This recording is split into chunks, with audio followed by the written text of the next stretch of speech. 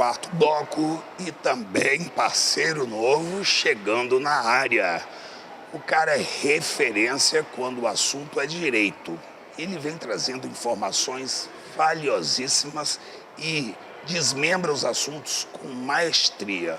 Seja bem-vindo, doutor Saulo Luna. E a pauta é direito. Pois é, tem parceiro novo chegando no pedaço e eu apresento ele a vocês hoje pela primeira vez. Ele vai estar comigo durante um tempo aí.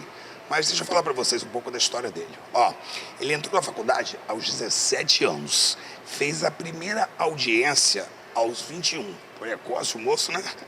Atua há 18 anos na área.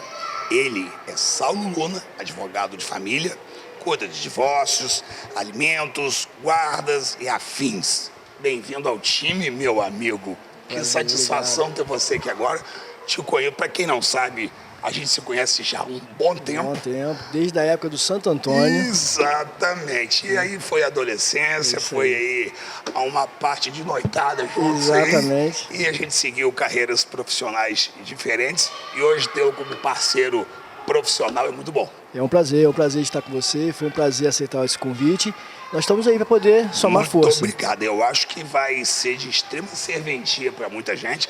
Está preparado para deixar o lado jurídico e entrar na culinária comigo? Sem dúvida, sem dúvida. É uma área que eu tenho muito interesse, apesar de não saber muita coisa de cozinhar. Quando eu perguntei para você, eu falei assim, ô Saulão, você gosta de cozinhar? Não, Fábio, eu gosto de comer. Isso é fato. Mas eu até gostaria de saber, sabe? Mas você vai poder aprender com o pessoal lá e com os chefes. Sem dúvida, sem dúvida. Você vai estar lá nos jurados e vai estar lá em todos os momentos conosco. Lá. Será um prazer. Tá, joia? Muito obrigado aí por estar na turma. Gente, a advocacia é a profissão muito complexa.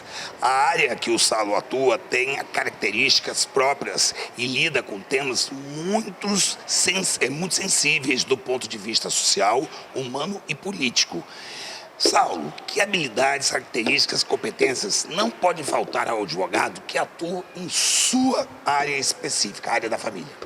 Então, eu costumo dizer que o direito das famílias, né, talvez seja o ramo do direito mais humanizado, né? Concordo. Assim como o direito criminal, né? Porque a gente acaba lidando com a vida diretamente das pessoas, né? Então, mas você imagina quanto que um divórcio, uma ação de alimentos, uma briga de guarda que envolve crianças, não mexe com a estrutura de uma família. De um todo. Com o psicológico, não só daquela família diretamente direcionada, mas com todo o seio familiar, né? Verdade. Então, assim, o advogado familiarista, para que ele tenha uma atuação mais firme, mais efetiva, é importante principalmente que ele tenha uma escuta qualificada. Eu costumo dizer que seria assim, porque às vezes o cliente chega no nosso escritório desmoronando ali diversos problemas, mágoas.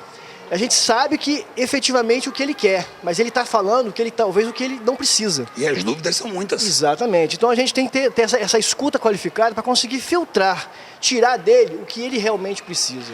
Porque às vezes muita gente usa processos às vezes, de divórcio, de guarda, para prosseguir um relacionamento que já acabou, que o amor já acabou, e aí usa o processo para estender esse relacionamento, só que agora através da mágoa. E aí o processo vira sem fim. E as informações chegam muito conturbadas, né, Saulo? Sim, exatamente, porque é uma área que às vezes muita gente dá palpite, né? Todo mundo acha que sabe um pouquinho de direito de família, né? Aí todo mundo tem um pouquinho de advogado. E nessa área especificamente, porque às vezes até alguns advogados acham que por ser uma área muito comum do dia a dia, eles entendem que às vezes qualquer advogado pode fazer. É isso que a gente sempre orienta que as pessoas procurem um advogado especialista na área. Eu costumo dizer que o advogado é igual especialista, é igual um relógio que você compra que não é original. Se você comprar um relógio falso, ele não é a prova d'água, mas ele até certo nível ele vai. Se você aprofundar, ele vai parar de funcionar. Com toda certeza. É exatamente igual um advogado que não é especialista. Claro. Se você pegar uma causa simples, ele vai bem. Mas se a causa se aprofundar um pouco mais, se aquela causa, se fizer necessário um conhecimento mais aprofundado, vai dar problema. Vai dar problema. Então, procure um advogado especialista na área que você quer. Inclusive, vou deixar para vocês aí agora, a Juliana, minha editora, está deixando aqui para vocês o QR Code tá aí para vocês, é a logomarca do escritório do Saulo, tá aqui na tela para vocês, junto ao endereço dele. Se vocês clicarem com o seu telefone aí agora, ou se vocês estiverem na TV, de frente para a TV, ou até de frente para o seu... Se você estiver vendo não só na TV, estiver vendo na sua Smart, pelo aplicativo ou pelo site, pode acessar aí agora, que você entra direto do escritório do Saulo, que tem ele e toda a equipe disponível para melhor te atender e direcionar no problema que você tiver. Isso aí, Saulo. Isso aí. Me diz uma coisa, meu amigo. Quais os principais desafios de sua área de atuação? A gente sabe que o mercado hoje muda muito, as leis elas são novas a cada dia e você tem que estar sempre, não só você, mas toda a sua equipe tem que estar sempre muito preparada. Exatamente. Fala um pouquinho a respeito. Então, como eu falei, o direito das famílias ele lida com as pessoas, né, com a vida essencialmente das pessoas. E a família, ela está em constante mudança, constante alteração. Eu costumo dizer que a sociedade muda a família e a família muda a sociedade. Até um tempo atrás, a família, a estrutura da família brasileira era muito patriarcal. Era o homem que mandava, era o homem que podia fazer as coisas, a mulher era sempre a submissa. Sim. Hoje, essa realidade é completamente diferente, né? Hoje, a mulher está inserida no mercado de trabalho. Hoje, muitas vezes, era comum que as famílias tenham a mulher como principal provedora, diferentemente do que acontecia anos atrás. Muitas famílias, a mulher é o chefe da família. Exatamente. Então, há essa constante alteração social que faz com que a gente tenha que se adaptar a ela. Sim. E buscar o judiciário, às vezes, em momentos oportunos, que possa, de fato, enquadrar a situação daquela família, o problema daquela família. Sim. Então, nós temos que estar também atualizados para acompanhar essa alteração social, essa alteração da família. Agora me diz, na atualidade, quais são os grandes temas de direito da família que merecem, no seu ponto de vista, um destaque especial? Então, nós temos recentes a questão da união homoafetiva, que foi Que é uma pauta altamente exatamente, atual. que apesar de ainda não estar reconhecida legalmente, né, em termos de leis, mas foi um reconhecido jurisprudência lá no STF, que está pacificado. Há hoje a possibilidade de haver o casamento de pessoas do mesmo sexo, e isso já está pacificado. Mas é um tema que ainda precisa ser evoluído perante a sociedade, inclusive que haja uma inclusão legal em relação a isso. Concordo com o senhor. Há temas que estão sempre em alta, que é a questão que envolve as crianças. A questão da guarda compartilhada, a questão da guarda unilateral, que às vezes as pessoas confundem muito essa situação. Mudança de nome. Mudança de nome é algo, exatamente, que vem essa questão também da questão do reconhecimento da união homoafetiva, essa inclusão do nome, da pessoa de fazer mudança de sexo. Então, tudo isso são pautas que estão realmente em evolução. Eu posso falar isso há pouco tempo. Houve um caso que me chamou muita atenção, foi do cantor... Qual foi o cantor que queria botar o nome da filha de samba? Isso. Foi o Seu Jorge. Seu Jorge. Seu Jorge. Você quer falar sobre isso, cara? Então, ele quis colocar o nome lá de samba, né? Samba. E o cartório, o registrador lá, o titular do cartório, se negou. Porque a lei diz que ele pode fazer aquilo ali. Ele pode se negar a fazer o registro. Isso. Ele pode se negar a fazer o registro se ele entender que aquele nome pode causar constrangimento à criança futuramente, pode expor ao ridículo. Exatamente. Causar, de repente, futuramente ser vítima de bullying. De fato, é algo peculiar, né? Um nome seria singular. E aí, nesse caso, o que acontece? O pai, né, como fez o Seu Jorge, tem que ir à justiça e buscar e dizer por quê que ele deseja. Que a justificativa dele foi uma alusão. Exatamente. E aí ele fez lá, apresentou a justificativa e conseguiu registrar o nome conforme ele queria. Mas é complicado isso ainda, doutor? Não. Inicialmente pode haver essa restrição, essa negativa, né, por parte do cartório. Mas depois, apresentando devidamente a justificativa, se for de fato plausível, é plenamente possível. Agora, uma pergunta que é minha, que é a curiosidade minha. Hoje em dia, qual é a principal causa do divórcio? Então, hoje... Complexa, né? Porque assim, existem muitas, né? Eu entendo que existem muitas. Mas a traição, eu acho que hoje, com a questão, com o advento das redes sociais e a evolução das redes sociais... Pensei tudo nisso. Hoje, os relacionamentos estão muito fluidos, né? E é muito normal, às vezes, as pessoas interagirem através da relação de rede social e a partir dali um relacionamento acabasse findando. Então, as maiores causas hoje, em função do rompimento de relação conjugal, seja casamento ou união estável, é certamente a questão da traição. Tanto que na pandemia houve uma crescente do número de divórcios. Porque na pandemia os casais se viram dentro de casa e tendo que conviver com o outro, coisas que até então talvez eles não tinham esse hábito, né? De manhã sai para o trabalho e só volta à noite. E foram de repente tendo que conviver diariamente, trancafiados. O nível o divórcio, o índice de divórcio aumentou muito. Foi absurdo, né? Muito. Pois é. Doutor, a família muda a sociedade e a sociedade muda a família. Nesses 18 anos de atuação, em sua opinião, qual foi a grande mudança nas relações familiares? A pergunta é muito interessante. O grande foco que eu hoje vejo nessa mudança da sociedade é o afeto. Hoje, uma relação familiar, seja ela entre cônjuge, e aí a gente fala a questão da relação de conjugalidade, como também a questão da relação de parentalidade entre pai, mãe e filhos. Hoje o que vale é o afeto. O afeto ele passou a ter valor jurídico dentro das relações familiares.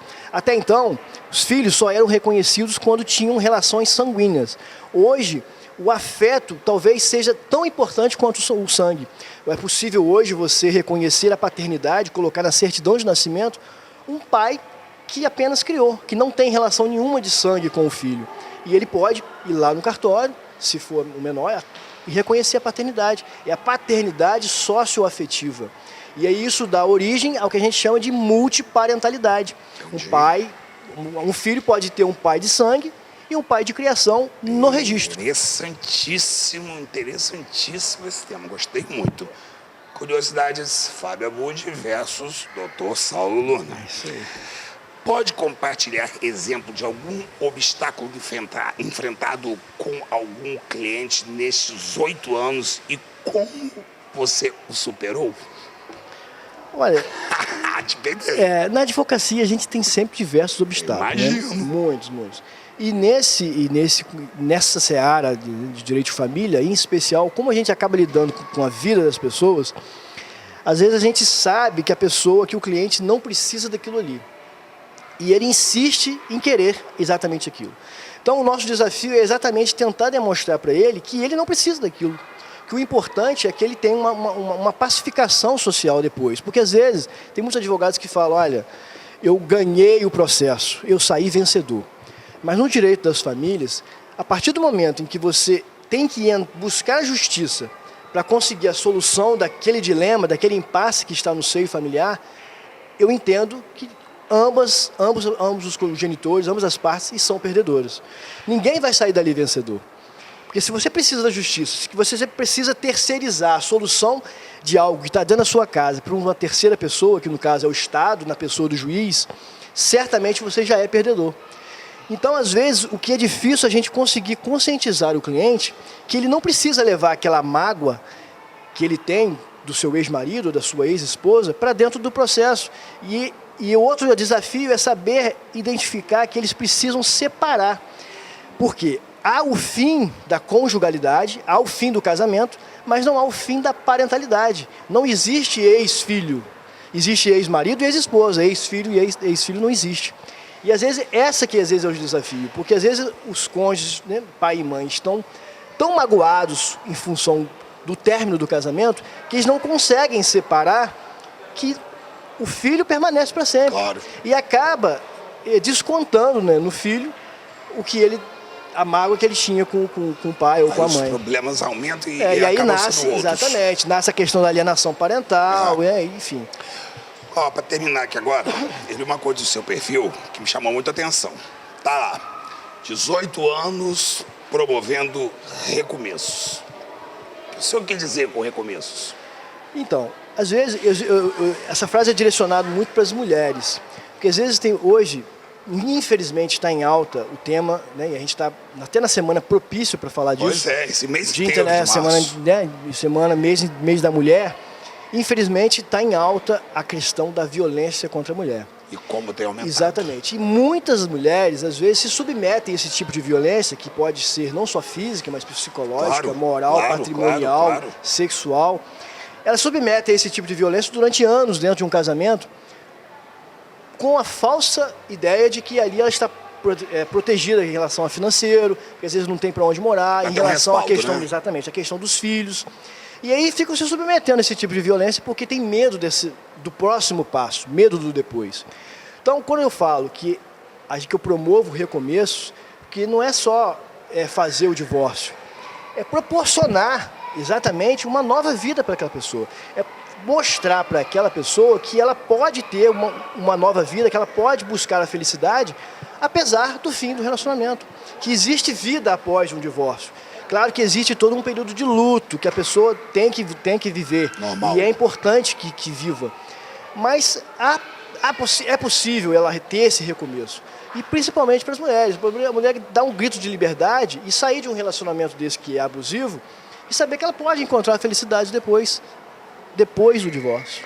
Creio eu, doutor Saulo, que a gente na vida, a gente tem mesmo que deixar de ter relacionamentos qualquer que sejam eles, tóxicos. Exatamente, essa que é a ideia. Ó, doutor, nosso primeiro encontro foi hoje, mas a gente vai se encontrar muito por aí. Se Deus quiser, vai ter um prazer. Bem-vindo. Tá um prazer. Um abraço grande. Abração. Tem uma dica pra dar pra vocês antes de terminar esse bloco. É rapidinho, tá joia? Hey, brother. Esse aí é um Big Brother mesmo. E é um amigo do coração, conterrâneo. Hoje o cara lida com gastronomia, pois tem uma pousada. É isso mesmo. Ele vive lá, bem lá na região serrana e comanda aí uma pousada bacana. Em breve eu vou visitá-lo. Mas ele mandou um recado lá do seu empreendimento pra gente aqui, campistão. Participou do Big Brother Brasil e saiu da casa de vidro, foi para dentro da edição, entrou no quarto secreto, mas ele deixou de ser secreto. Mal, deixa um recado aí pra galera. Saudações, meus amigos campistas conterrâneos. Mal falando aqui para convidar vocês para a 5ª edição do reality do meu grande amigo Fábio Abud, Cozinhando com Você. Já é sucesso há 4 anos. E agora em março, vamos para a 5ª edição, tem muita coisa boa, inclusive o senhor Fábio Abud já me falou que tem até cozinheira vegana, aí eu gostei de ver. Galera, é sucesso, só acompanhar, tamo junto!